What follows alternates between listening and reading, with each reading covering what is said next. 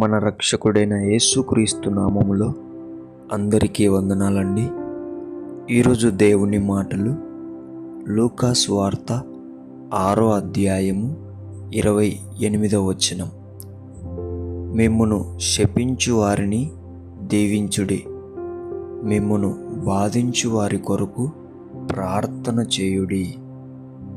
ప్రేమైన దేవుని బిడ్డలారా, ఇటువంటి మాటలు దేవుడు మనకు వినిపించినప్పుడు కొద్దిగా బాధ వేస్తుంది, కొద్దిగా మన హృదయం కూడా నొచ్చుకుంటుంది. ఇటువంటి మాటలు దేవుడు మనకు వినిపించినప్పుడు ఇవి మన వల్ల కాదు అని కూడా అనిపిస్తుంది, కష్టం అనిపిస్తుంది. కానీ దేవుని బిడ్డ, నేను చెప్తున్నాను, అందరినీ దీవిస్తారు. అందరూ మామూలుగా ప్రతి ఒక్కరి గురించి ప్రార్థన చేస్తారు. ఇటువంటి వారందరికీ పరలోక రాజ్యంలో స్థానం దొరుకుతుంది. కానీ దేవుని బిడ్డలారా, ఎవరైతే శపించే వారిని కూడా క్రీస్తు ప్రేమతో వారిని దీవించారు అంటే, ఎవరైతే బాధించే వారి కొరకు కూడా క్రీస్తు ప్రేమతో వారి గురించి ప్రార్థన చేశారు అంటే, వీరికి పరలోక రాజ్యంలో చోటు కాదు, దేవుని మనసులో చోటు దొరుకుతుంది. ఎంత గొప్ప ధన్యత అండి! మనం ఇటువంటి వాక్యాలు విని పట్టించుకోం, ఎందుకంటే దాని విలువ తెలియక. దేవుని బిడ్డలారా, అందరికీ పరలోక రాజ్యంలో చోటైతే నీకు మాత్రం దేవుని మనసులో చోటు దొరుకుతుంది.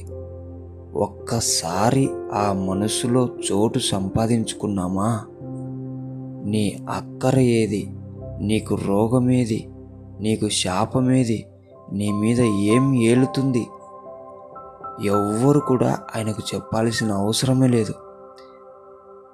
ఆయనే డైరెక్ట్గా నీ శాపాన్ని తొలగించడానికి, నీ పాపాన్ని తొలగించడానికి, నీ రోగాన్ని తొలగించడానికి, నీ అవసరతను తొలగించడానికి ఆయనే పనిచేస్తాడు.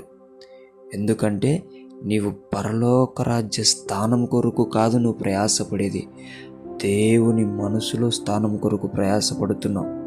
ఇటువంటి కష్టమైన వాక్యాలను నీ జీవితంలో నువ్వు నెరవేరిస్తే గనక దేవుని మనసులో చోటు సంపాదించుకొని అందరిలాగా సహాయం పొందుకునే విధంగా కాకోకుండా ప్రత్యేకముగా ఆయన ద్వారానే నీవు సహాయం పొందుకునే బిడ్డగా నీవు నిలబడాలని దేవుని పేట మనవి చేసుకుంటున్నాను.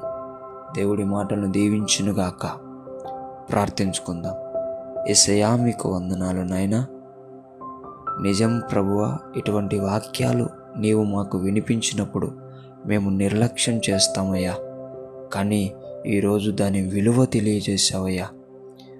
పరలోక రాజ్యంలో చోటు నిమిత్తము కాకోకుండా ఇటువంటి వాక్యాలను శపించే వారిని దీవించి, బాధించే వారి కొరకు ప్రార్థన చేసి, డైరెక్ట్గా నీ మనసులో చోటు సంపాదించుకొని, మేము అడగక ముందే మా అక్కరలను తీర్చుకునే వారిగా మేము తయారవుటకు నీ కృప, నీ కనికెరం, నీ దయ, నీ మాట మాకు తోడుగా నీడగా ఉంచమని యేసు నామములో ప్రార్థిస్తున్నాం తండ్రి.